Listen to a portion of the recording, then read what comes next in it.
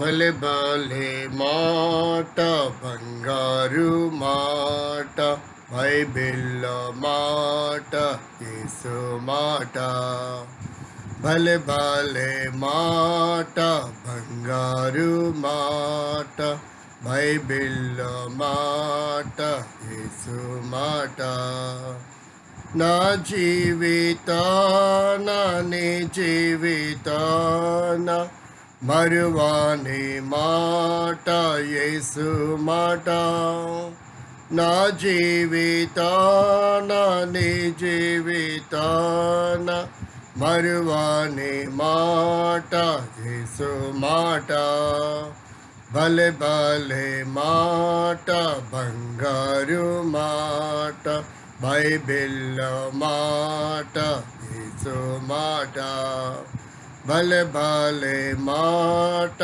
బంగారు మాట బైబిల్లో మాట యేసు మాట. ప్రభునందు ప్రేమైనటువంటి స్నేహితులారా, యూట్యూబ్ని వీక్షిస్తున్నటువంటి మా ప్రియమైనటువంటి సహోదర సహోదరులారా, ఇంత మాత్రమే కాదు మా ఛానల్ని సబ్స్క్రైబ్ చేసుకున్నటువంటి ప్రియమైన సహోదరి సహోదరులు, మరి భారతదేశంలో ఉన్నటువంటి స్నేహితులు మిత్రులు, ప్రపంచ దేశాలలో ఉన్న క్రైస్తవేతరులైనటువంటి నా ప్రియులందరికీ, నా స్నేహితులైన వారందరికీ యేసుక్రీస్తు వారి నామంలో శుభవందనములు తెలియజేస్తూ ఉంటున్నాను. మరలా కొంతకాలం తర్వాత సోషల్ మీడియా ద్వారా మీ ముందుకు రావడానికి కృప చూపిన దేవదేవునికి నేను కృతజ్ఞతలు తెలియజేస్తూ ఉంటున్నాను. చాలా కాలం నుంచి మరి అనేకులు సహోదరులు, సేవకులు, మిత్రులు, యవన సహోదరులు, సహోదరీలు వాట్సాప్ ద్వారా మరి ఫోన్ కాల్ ద్వారా నన్ను సంప్రదించినటువంటి సందర్భము, అనేక విషయాలలో మరి వారికి ఉన్నటువంటి సందేహములు అడిగి తెలుసుకోవాలనేటువంటి సత్యం, వారికి ఉన్నటువంటి భారాన్ని బట్టి ప్రభుని ఎంతగానో స్తుతిస్తున్నాను. నాకంటే గొప్పవారు, మరి ఎంతో ప్రార్థనా పరులు, యోధులు, వీరులు, మరి దైవవర్తమానికులు, జాతీయ అంతర్జాతీయ దైవవర్తమానికులు అనేకులు దేవుడు వాడుకుంటున్నాడు. వారిని బట్టి కూడా ప్రభుని ఎంతగానో నేను స్తుతిస్తుంటున్నాను.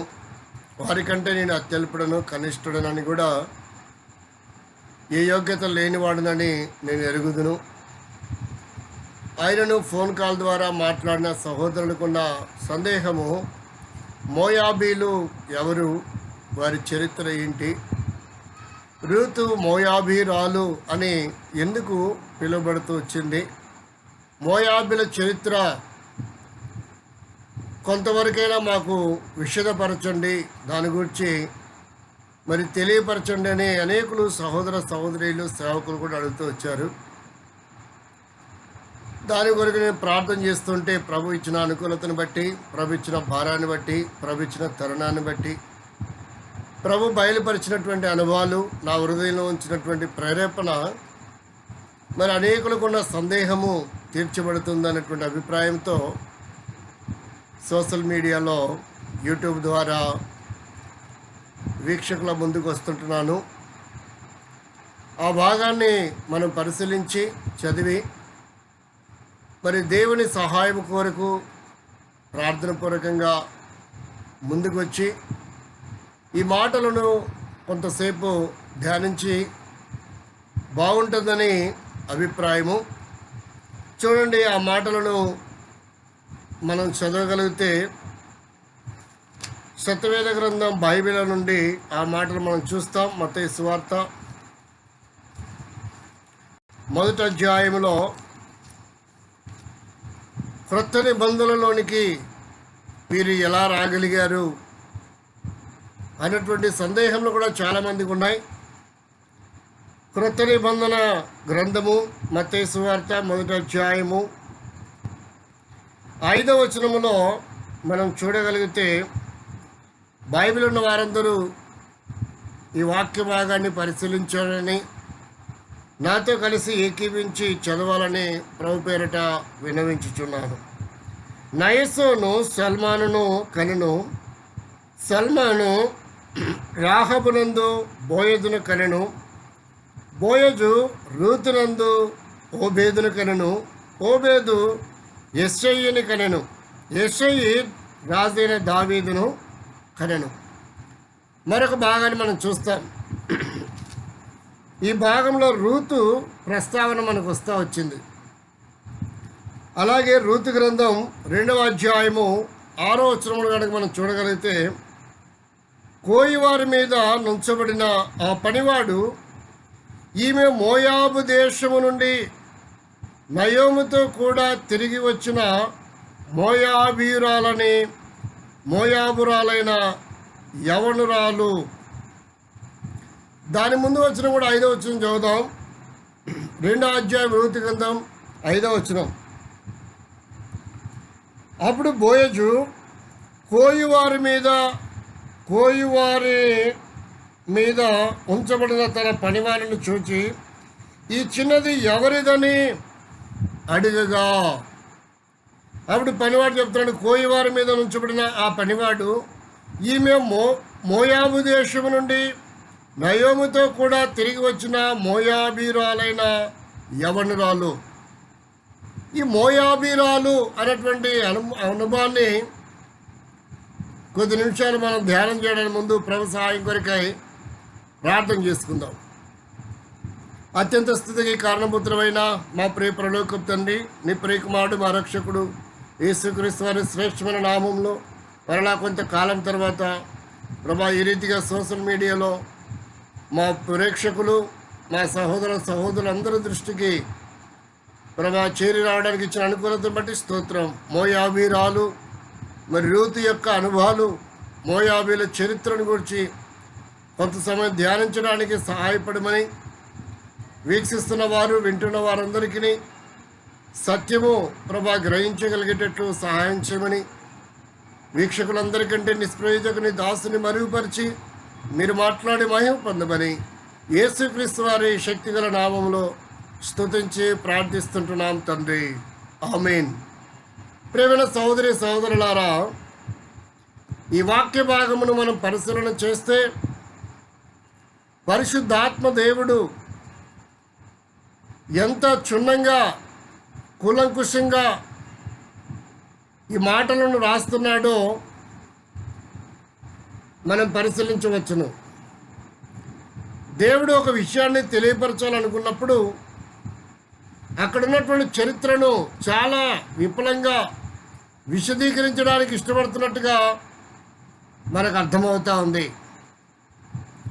దేవుని యొక్క సంకల్పము మనం పరిశీలించగలిగితే, ఒక వ్యక్తిని గురించి తెలియపరచాలనుకున్నప్పుడు వారి పూర్వోత్తరాలు కూడా దేవుడు జ్ఞాపకం చేయడానికి ఇష్టపడుతూ ఉంటున్నాడు. అంత మాత్రమే కాదు, ప్రియమైన సహోదరులారా, దేవుని యొక్క సంకల్పం మనం స్పష్టంగా గ్రహించాలి. మన పద్ధతిలో దేవుని వాక్యాన్ని పరిశీలించడం వల్ల మనకు అర్థం కాకపోవచ్చు, కానీ దేవుని యొక్క విధానంలోనికి మనం వెళ్ళి దేవుని వాక్యాన్ని పరిశీలించగలిగితే సత్యము మనం క్షుణ్ణంగా ఎరిగిన వారం అవుతాం. దేవుని వాక్యం అర్థం కాక చాలామంది మరి వారికి ఉన్నటువంటి తలంపును బట్టి, అభిప్రాయాన్ని బట్టి సత్యవేద గ్రంథాన్ని కానీ యేసుక్రీస్తుని కానీ అనేక రకాల నిరాధారమైనటువంటి నిందలు, అభియోగాలు చేస్తున్నట్టుగా మనందరికీ విదితమే. అయితే దేవుని యొక్క సంకల్పము మనం పరిశీలించగలిగితే అసలు ఈ మోయాబీరాలు ఎలాగున యేసుక్రీస్తు వంశంలోకి చేరింది? మోయాబీరాలు యొక్క వారి విధి విధానం ఏంటి? మోయాబీల విధి విధానం. అలాంటి స్త్రీ అయిన రూతు నూతన నిబంధన గ్రంథములో తన పేరును దేవుడు ఎందుకు ప్రస్తావిస్తున్నాడు ఆమె జాతి ఎలాంటిది, ఆమెను దేవుడు ఎలాంటి విధానంలోనికి తీసుకొచ్చాడు, ఆమె ఎలాగున తన జీవితాన్ని దేవునికి అంకితం చేసుకోగలిగింది అన్నటువంటి విషయాలను మనం పరిశీలించడానికి ముందుగా అసలు మోయాబీలు వారి ఉనికి ఏంటి, వారి వృత్తి ఏంటి, వారి స్థితిగతులు ఏంటి, వారు ఎలాంటి స్వభావం గలవారు, వారి యొక్క పుట్టు పూర్వోత్తరాలు ఏంటి, వారి మూలాలు ఏంటి అనేటువంటి విధానాన్ని కొద్ది నిమిషంలో మనం ధ్యానం చేస్తాం. రండి, ఆ మాటలను మనం పరిశీలించగలిగితే మోయాబీలు వారి యొక్క చరిత్ర ఎలాంటిది. బైబిల్లో రకరకాల వ్యక్తుల చరిత్రలు ఉన్నాయి. 7 జాతుల వారు అని దేవుడు ప్రస్తావిస్తూ వచ్చాడు. ఆ 7 జాతుల యొక్క చరిత్రలు ఏంటి? ఇదివరకే అమోనీయులు అనేటువంటి చరిత్రను ప్రవచన అనుకూలతను బట్టి ధ్యానం చేస్తూ వచ్చాం. ఆ వర్తమానాన్ని కొంతమంది యూట్యూబ్లో వీక్షిస్తున్నారు, కొంతమంది వాట్సాప్లో పంపించండి అని అడిగేవారు కూడా ఉన్నారు. వీలైతే కొన్ని వర్తమానాలు మీరు ఫేస్బుక్లో అప్లోడ్ చేయండి అనేటువంటి ఫోన్ కాల్స్ కూడా ఆయా రాష్ట్రాల నుంచి ఫోన్ చేసి సమాచారం అడుగుతూ ఉన్నారు. ప్రవచితమైన నాన్న దినాలన్నింటిలో మరి యూట్యూబ్లోను ఫేస్బుక్లో అనేకులకు మరి అనుకూలంగా ఉండేటట్లు ఈ వీడియోలను అప్లోడ్ చేయాలని ప్రభు పేరిట భారం కలిగి ఉంటున్నాం. ప్రవచన సొంత సమయంలో ఈ వీడియోలను మీరు యూట్యూబ్లో కానీ ఫేస్బుక్లో కానీ చూడవచ్చు, వీక్షించవచ్చు, సత్యాన్ని గ్రహించవచ్చు. మోయాబీలను గురించినటువంటి సంగతులు మనము ధ్యానం చేస్తాం. మృత సముద్రము ఒక మన్య ప్రాంతము. మృత సముద్రం అనేది ఒక మన్య ప్రాంతము. ఇది తూర్పున అరేబియాలో ఎదోము దగ్గర ఉత్తర భూభాగంలో వారు ఉన్నారు. వారి నివాస స్థలము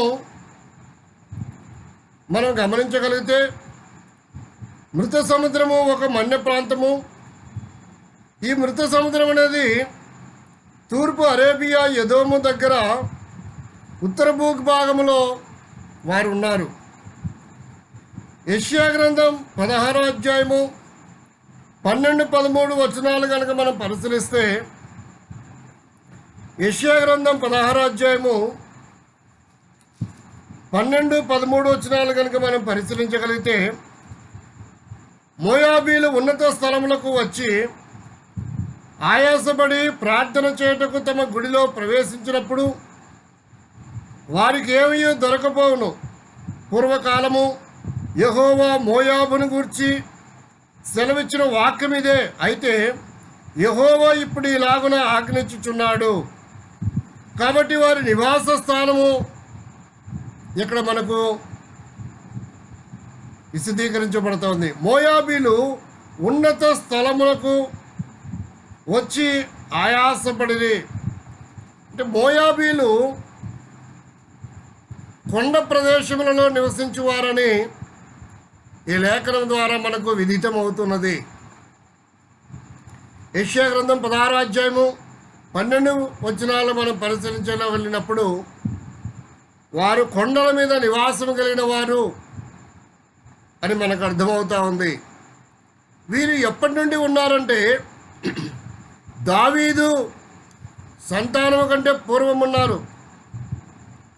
అంత మాత్రమే కాదు, వీరు వాగ్దాన కుమారుడైనటువంటి ఇస్సాకు కంటే కూడా పూర్వమే ఉన్నటువంటి వారని సత్యవేద గ్రంథములో మనకు విశదమవుతున్నది. గమనించండి, మొదటిదిగా అబ్రహాం దావీదు సంతానము కంటే పూర్వీకులుగా మనకు అర్థమవుతున్నది. రెండవదిగా చూసినప్పుడు ఇస్సాకు అంటే వాగ్దాన కుమారుడైనటువంటి ఇస్సాకుకు జననానికి పూర్వమే మోయాబీలు వారి చరిత్ర ఉనికిలో ఉన్నట్టుగా లేఖనాలలో మనము చూడవచ్చును. సుస్పష్టము లేఖనములు సెలవిస్తూ ఉంటున్నాయి. అంత మాత్రమే కాదు, సంఖ్యాకాండము 25వ అధ్యాయంలో చూస్తే సంఖ్యాకాండము 25వ అధ్యాయము ఇశ్రాయేలీయులు మొదటి 2 వచనాలు. సంఖ్యాకాండం 25వ అధ్యాయం మొదటి వచనం. ఇశ్రాయేలీయులు సిక్కిములో దిగి ఉండగా ప్రజలు మోయాబీరాలతో వ్యభిచారము చేయసాగిరి. ద్వితీయోపదేశకాండము 2వ అధ్యాయము 9-10 వచనాలు కనుక మనం పరిశీలించగలిగితే, ద్వితీయోపదేశకాండం 2వ అధ్యాయము 9-10 వచనాలలో ఉన్న లేఖనాన్ని మనం పరిశీలించగలిగితే, మరియు తిరిగి మోయాబు అరణ్య మార్గమున ప్రయాణము చేయుచుండగా యెహోవా నాతో ఇట్లనెను, మోయాబీలను బాధింపవద్దు, వారితో యుద్ధము చేయవద్దు. లోతు సంతానమునకు 6 దేశములను స్వాస్థ్యముగా ఇచ్చితిని. వారి భూమిలో ఏదియు నీకు స్వాస్థ్యముగా ఇయ్యను. పూర్వకాలమున ఏమియులను వారు 6 దేశములో నివసించిరి. వారు అనాకీల వలె ఉన్నత దేహులు, బలవంతులైన బహుజనులు. వారును అనాకీల వలె రెఫాయిలుగా ఎంచబడిన వారు.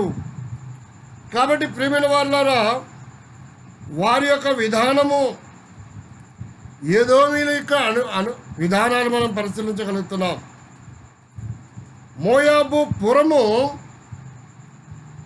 మోయాబీలు సొలొమోనును పాడు చేసినటువంటి వారు. మహాజ్ఞాని యేసుక్రీస్తుకి పూర్వము లేక సొలొమోనుకి పూర్వము, సొలొమోను తర్వాత సొలొమోను అంతటి జ్ఞాని లేడు. ఒకవేళ సొలొమోనుకు పూర్వం ఎవరైనా జ్ఞాని ఉన్నారు అంటే అది మన ప్రభువైన యేసుక్రీస్తు వారు మాత్రమే. అంతటి మహాజ్ఞాని అయిన సొలొమోనును మోయాబీలు పాడు చేస్తూ వచ్చారు. ఆ మాటలు మనం పరిశీలించగలిగితే రాజుల మొదటి గ్రంథం 11వ అధ్యాయము మొదటి వచనం. రాజుల మొదటి గ్రంథం 11వ అధ్యాయము మొదటి వచనాన్ని మనం పరిశీలించవచ్చును. దేవుడి వాక్యంలో చూస్తే సత్యవేద గ్రంథం రాజుల మొదటి గ్రంథం 11వ అధ్యాయము మొదటి వచనంలో మోయాబీలు, ఎదోమీలు, అమోనీలు, సిదోనీలు, హిత్తీలు అను జనులు మీ హృదయములను తమ దేవతల తట్టు త్రిప్పుదురు గనుక వారితో సహవాసము చేయకూడదని, వారిని మీతో సహవాసము చేయనీయకూడదనియు యెహోవా ఇశ్రాయేలీయులకు సెలవిచ్చి ఉన్నాడు. అయితే రాజైన సొలొమోను ఫరో కుమార్తెగాను గాక ఆ జనులలో ఇంకా అనేక మంది పరస్త్రీలను మోహించి.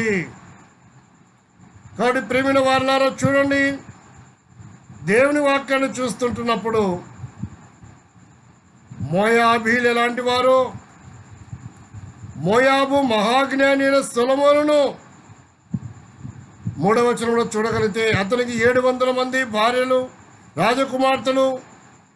కుమార్తెలైన భార్యలను 300 మంది ఉపపత్నులు కలిగి ఉండిరి.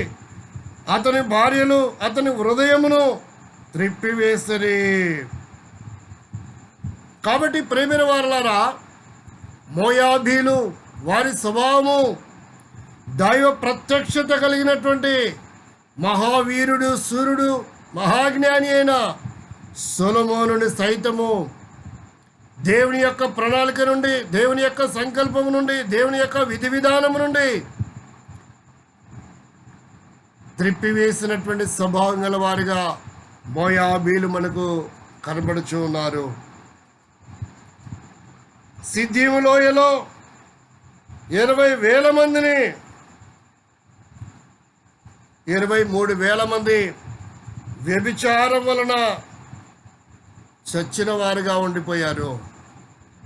వ్యభిచారం వలన సిద్దీము లోయలో 23,000 మంది హతమవుతూ వచ్చారు.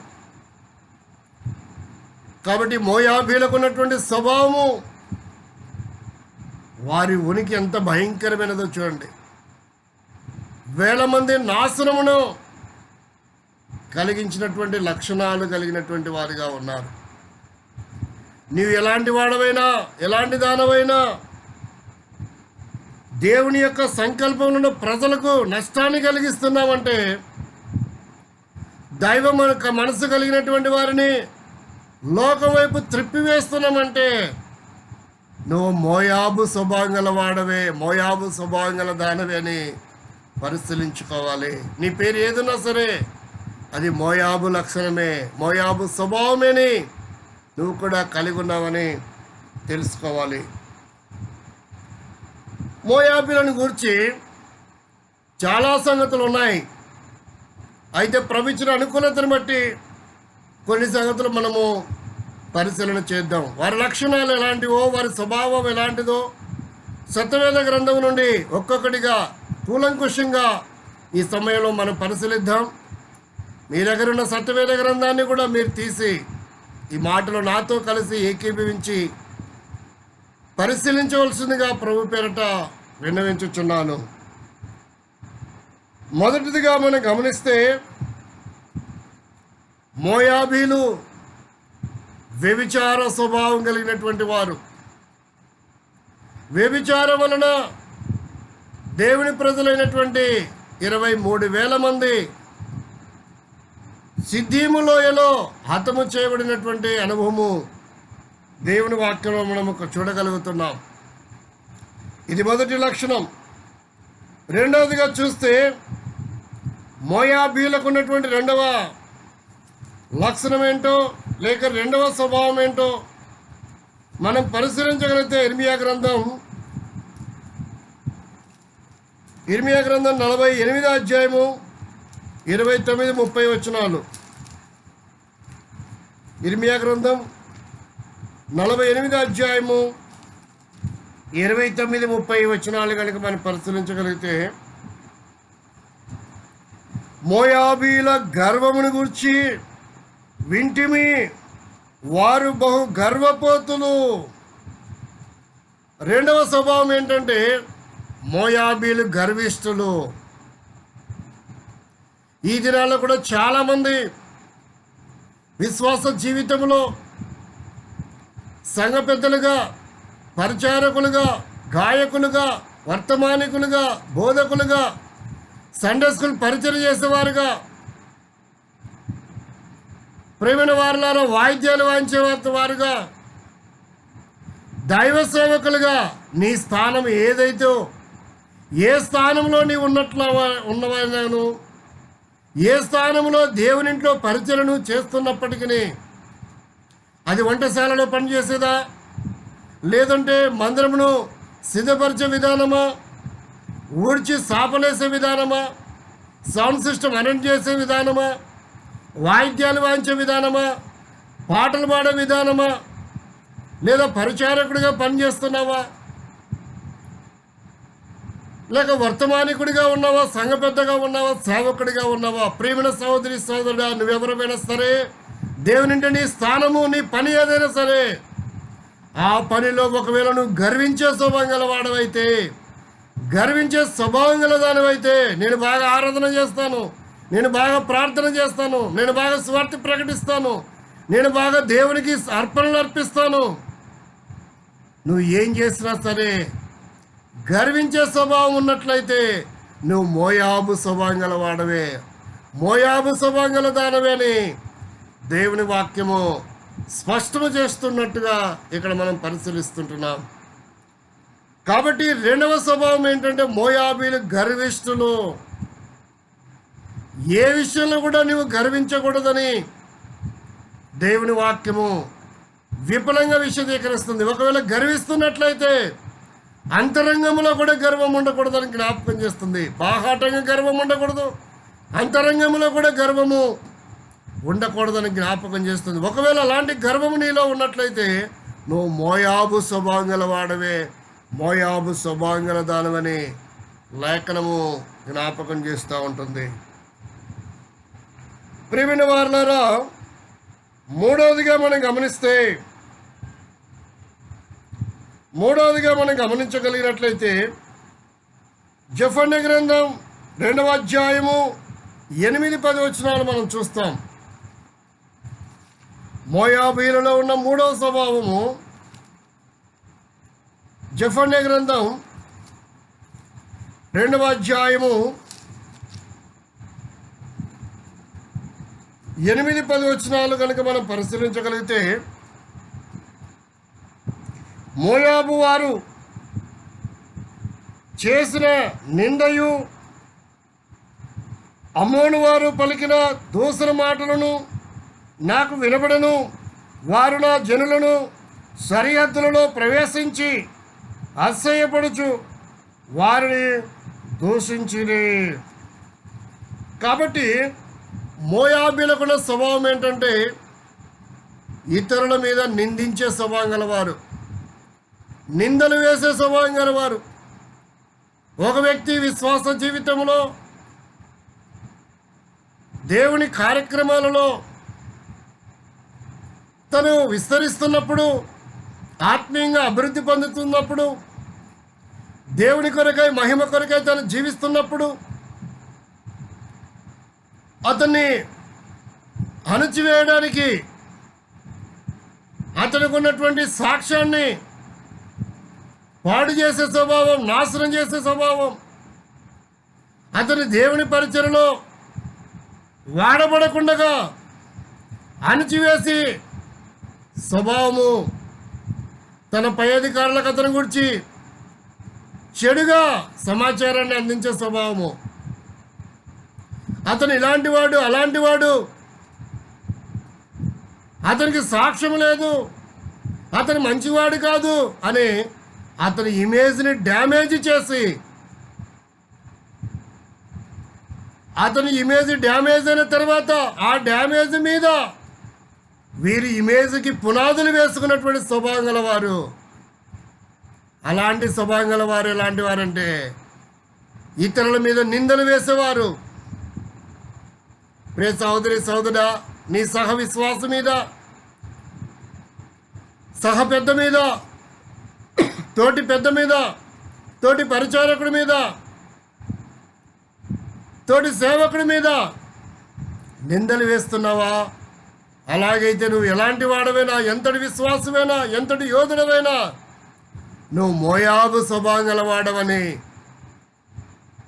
గమనించాలి. ఈ సమయంలో పరిశీలించుకోవాలి, నిన్ను నీవు జాగ్రత్త పరచుకోవాలి.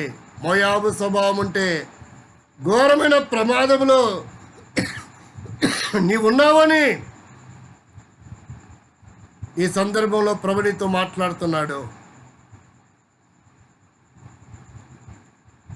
ప్రియమైన వారలారా, గమనించాల్సిన విషయం ఏంటంటే ఓబద్య గ్రంథం 3వ వచనం 4వ వచనాన్ని మనం చదివితే, ఓబద్య 3వ వచనము 4వ వచనం,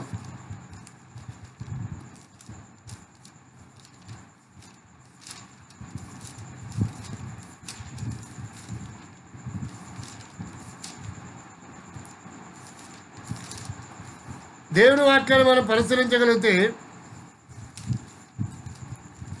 సత్యవేద గ్రంథములో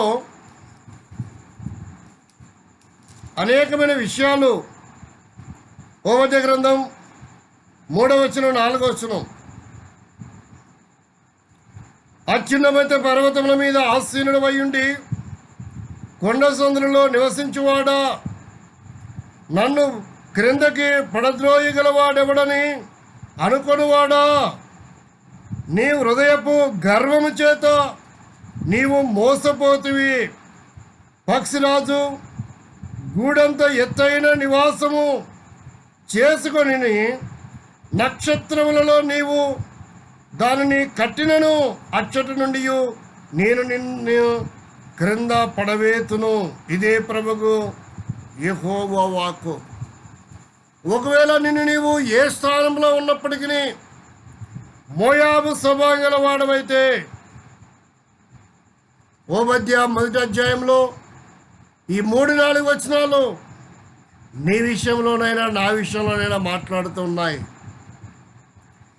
ఎంత ఉన్నతమైన స్థానంలో ఉన్నప్పటికీ మోయాబు స్వభావం గల వాడగా మనం ఉన్నట్లయితే మన ఆత్మీయ జీవితం, మన సంఘ జీవితం, వ్యక్తిగత జీవితం, కుటుంబ జీవితం, విశ్వాస జీవితం, సేవా జీవితం ఆధ్యాత్మికంగా పాడై పత్రమైపోయే పరిస్థితి. అలాంటి విధానంలో ఉన్నామని, ఇతరుల మీద నిందలు వేసే స్వభావం కలిగినట్లయితే ఆత్మీయంగా పాడై పతనం అయిపోతామని ఓబద్య గ్రంథం 3-4 వచనాలు మనతో మాట్లాడుతున్నాయి. కాబట్టి నువ్వు పాడై పతనం అయిపోకూడదు, స్థిరపరచబడాలని దేవుడి మాటలు హెచ్చరికపూర్వకంగా నీతో మాట్లాడుతున్నాడు.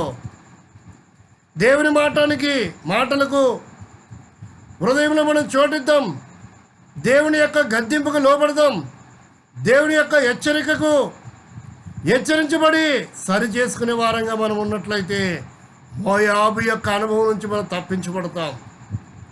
లేదు నేను ఇలాగే ఉంటాననుకుంటే నువ్వు మోయాబు వలన పాడు చేయబడి పతనం చేయబడుతున్నావా స్వభావంతోని దేవుడు నిన్ను హెచ్చరిస్తున్నాడు.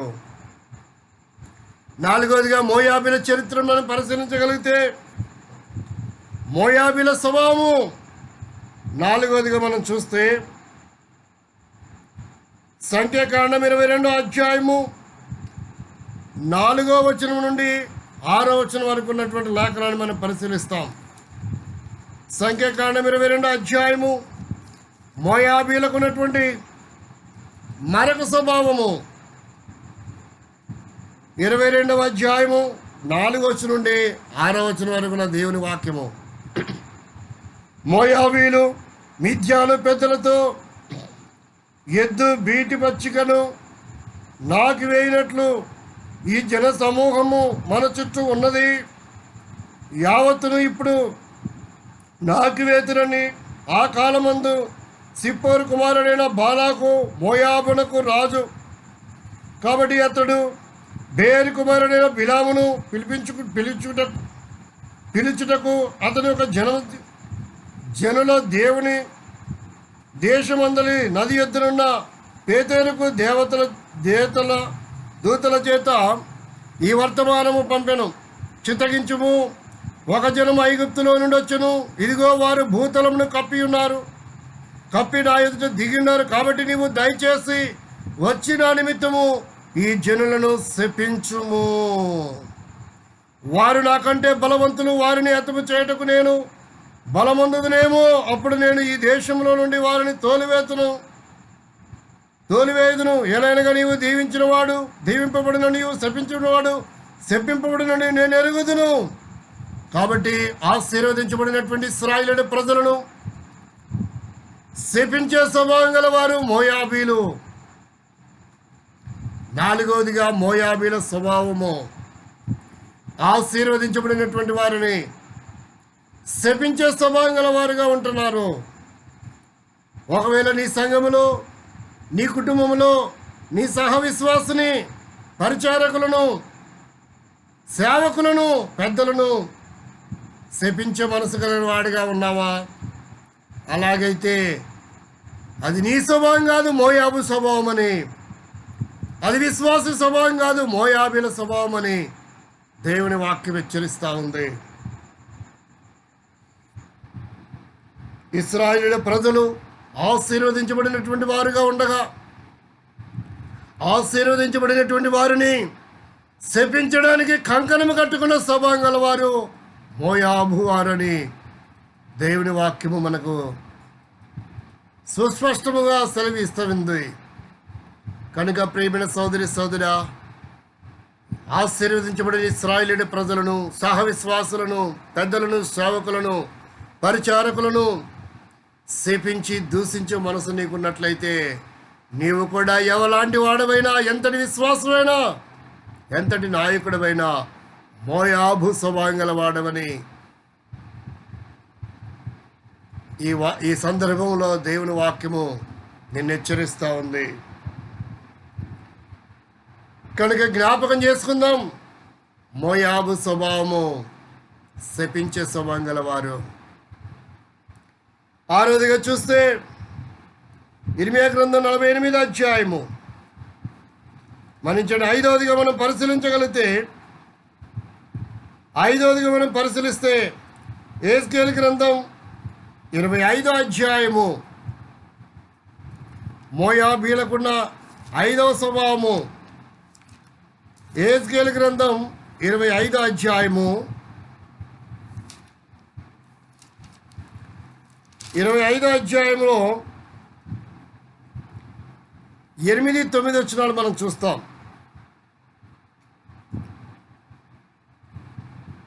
8-9 వచనాలు మనం చూస్తాం. మరియు ప్రభువైన యెహోవా ఈ మాట సెలవిచ్చుచున్నాడు, ఇతర జనులన్నిటికీ యూదా వారికి భేదమేమి అని మోయాబీలను సేయీరు పట్టణపు వారును అందరు గనుక తూర్పులనున్న వారిని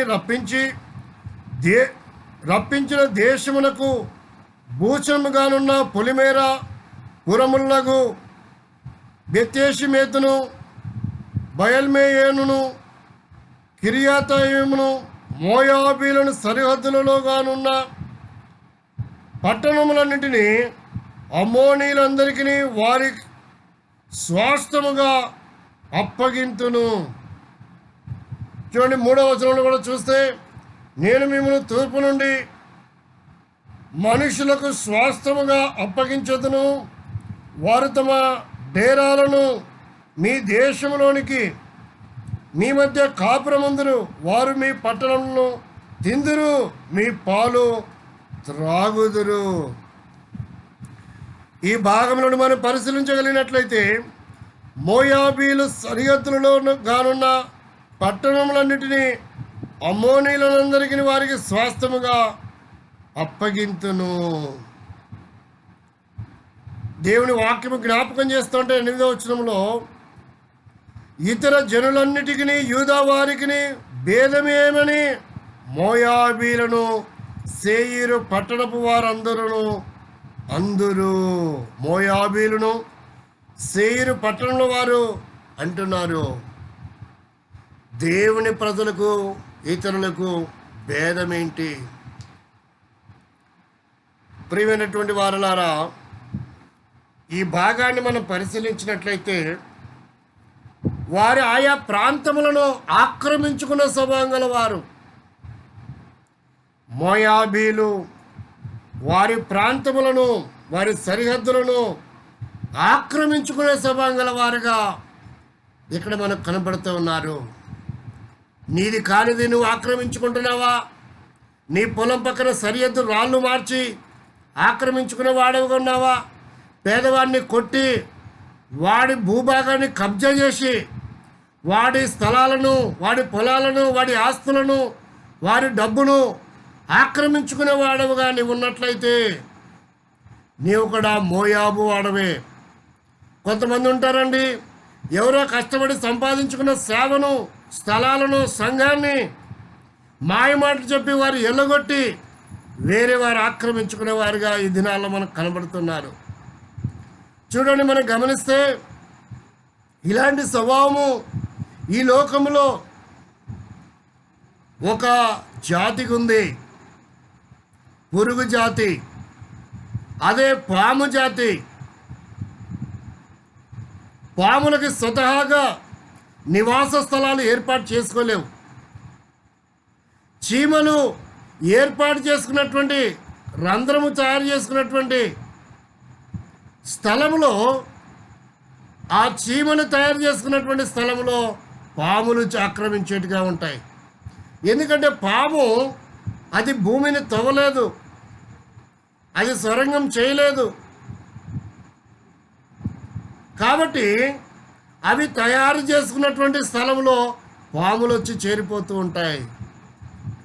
అంటే వాటికి కబ్జా చేసే స్వభావం ఉంది. అంటే పాము యొక్క స్వభావము బైబిల్ భాషలో చూసినప్పుడు సాతానికి పాము వర్తించేదిగా ఉంది. సర్పము యుక్తి గలదిగా, దేవుని ప్రత్యక్షతలో ఉన్న ఆదాము అవ్వను దైవ ప్రణాళిక నుంచి తప్పించే స్వభావము. అంటే వారి స్థానంలో దేవుని కూడా స్వభావాన్ని ఆక్రమించుకున్నటువంటి స్వభావం, కబ్జా చేసిన స్వభావము. అది మాత్రమే కాదు, తెస్సలోనికే పత్రికలో కనుక మనం చూడగలిగితే ఆ మాటలు మనకు అర్థమవుతా ఉన్నాయి. తెస్సలోనికే పత్రిక 2వ పత్రిక 2వ అధ్యాయం 4వ వచనం. తెస్సలోనికి రాసిన 2వ పత్రిక పౌలు తెస్సలోనికి రాసిన 2వ పత్రిక 2వ అధ్యాయం 4వ వచనంలో చూస్తే వాడు కబ్జా చేసినటువంటి సాతాను కబ్జా చేస్తున్నటువంటి స్వభావము, ఆక్రమించుకున్న స్వభావము మనకు కనబడతా ఉంది. 4వ వచనం, ఏది దేవుడు అనబడునో, ఏది పూజింపబడునో దానంతటిని ఎదిరించుచు దానికంతటికి పైగా వాడు తను తాను హెచ్చించుకొనొచ్చు, తాను దేవుడినని తాము కనపరుచుకొనొచ్చు దేవుని ఆలయంలో కూర్చున్నాను గనక ఏ విధముగానైనను ఎవడు మిమ్మల్ని మోసపరచనీయకుడి.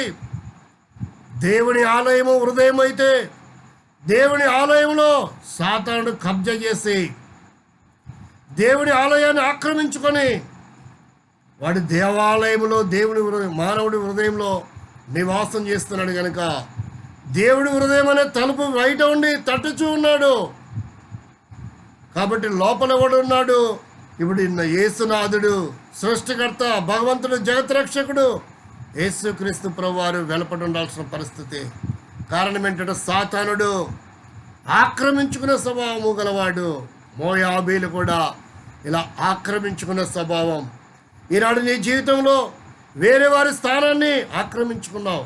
ఈనాడు నీ జీవితంలో వేరేవాడి అధికారాన్ని ఆక్రమించుకున్నావు, వేరేవాడి పొలాన్ని ఆక్రమించుకున్నావు, వేరేవాడి స్థలాన్ని ఆక్రమించుకున్నావు, వేరేవారి డబ్బును ఆక్రమించుకున్నావు, వేరే వారి పేరు ప్రఖ్యాతులను ఆక్రమించుకుంటున్నావు. వారిని దేనికి విలువలేనటువంటి వారిగా తయారు చేస్తూ ఉంటున్నావు. ప్రియ సోదరి సోదరుడా, ఇలాంటి స్వభావం గలవాడవుగా ఉంటే నువ్వు మోయాబు స్వభావం గలదానవు, మోయాబు స్వభావం గలవాడవని 5వదిగా పరిశీలించాలి. 6వదిగా చూస్తే ఇర్మియా గ్రంథం 48వ అధ్యాయము 6వదిగా చూస్తే ఇర్మియా గ్రంథం 48వ అధ్యాయము దేవుని వాక్యాన్ని మనం పరిశీలిస్తే 48వ అధ్యాయంలో 26వ వచనం, మోయాబు యెహోవాకు విరోధముగా తను తాను గొప్ప చేసుకునే స్వభావం గలవారు. మోయాబీలు దేవుని కంటే గొప్పవారని తను తాను కనుపరుచుకునే లక్షణం గలవారు. ఈ దినాల్లో చాలామంది వారికంటే వీరికంటే గొప్పవారని కనపరుచుకుంటున్నారు. బైబిల్ చెప్తున్న మాట ఏంటంటే 2 కొరింథీ రాసిన పత్రిక 10వ అధ్యాయం 18వ వచనంలో ప్రభు మెచ్చుకునేవాడే యోగ్యుడు కానీ తను తాను మెచ్చుకునేవాడు యోగ్యుడు కాడని. అయితే మోయాబు స్వభావం గల వారు ఎలాంటి వారు అంటే వారు దేవుని కంటే దేవునికి విరోధంగా తను తానే గొప్పవారుగా చేసుకుంటారు. దేవుని కంటే నేనే గొప్ప అనుకుంటున్నావు, వారికంటే నేనే గొప్ప అనుకుంటున్నావు. వారి సేవ కంటే నా సేవ గొప్పది, వారి పరిచయం కంటే నా పరిచయం గొప్పది, వారి విశ్వాసం నా విశ్వాసం గొప్పది, వారి కుటుంబం కంటే నా కుటుంబం గొప్పది, వారి డబ్బు కంటే నా డబ్బు గొప్పది, వారి స్థానం కంటే నా స్థానం గొప్పదని నిన్ను నీవు సహ విశ్వాసుల కంటే, సహ పరిచారకుల, సహ సేవకుల కంటే దేవుని కంటే గొప్పగా ఎంచుకుంటున్నావా? అయితే అది మోయాబు స్వభావం అని దేవుని వాక్యం జ్ఞాపకం చేస్తూ ఉంది. కాబట్టి ప్రేమిన వారలారా, ఇలాంటి స్వభావం కలిగినటువంటి విధానంలో ఉన్న రూతు ఆ స్వభావములన్నీ కూడా విడిచిపెట్టేస్తూ ఉంది. చివరిగా 7వదిగా చూద్దాం. 48వ అధ్యాయంలో 42వ వచనం, మోయాబు యెహోవా కంటే గొప్పవాడని అసహించువాడు. మోయాబు యెహోవా కంటే గొప్పవాడని అసహించుకొనును.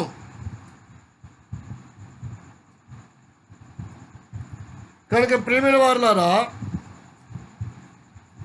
మోయాబీలు దేవునికి విరోధమైన స్వభావం గలవారే కాదు. ఆరవది, దేవునికి విరోధమైన స్వభావం గలవారు. ఈరోజు కూడా ఎంతోమంది దేవునికి విరోధమైన స్వభావం కలిగి సేవలో ఉన్నారు. దేవుని సంకల్పానికి వ్యతిరేకమైన విశ్వాస జీవితం, దేవుని సంకల్పానికి వ్యతిరేకంగా స్థలాలు కొనడం, పొలాలు కొనడం, వాహనాలు కొనడం, మందిరాలు కట్టడం, సేవ చేయడం, ఇవంతా కూడా దేవునికి విరోధంగా చేస్తున్నావా? లేవా దేవుని యొక్క క్రమంలో, దేవుని యొక్క విధానంలో, దేవుని యొక్క సంకల్పంలో చేసేవారుగా ఉన్నావా? దేవునికి విరోధంగా చేస్తే అది మోయాబు స్వభావం, దేవునికి అనుకూలంగా చేస్తే అది దైవ స్వభావం. ఆరవది, మోయాబీలు దేవునికి విరోధంగా చేసే స్వభావం గలవారు. ఏడవది, మోయాబీలు దేవుని కంటే గొప్పగా వారు తను తాను హెచ్చించుకునే స్వభావం గలవారు.